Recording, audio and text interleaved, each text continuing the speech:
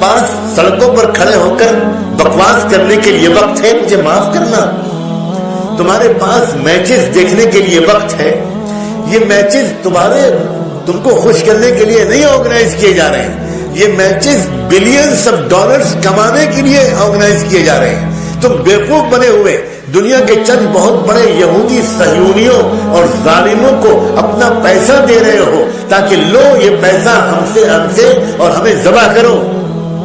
कहां गई तुम्हारी गैरत, कहां गया तुम्हारा शऊर, कहां गया तुम्हारा इल्म?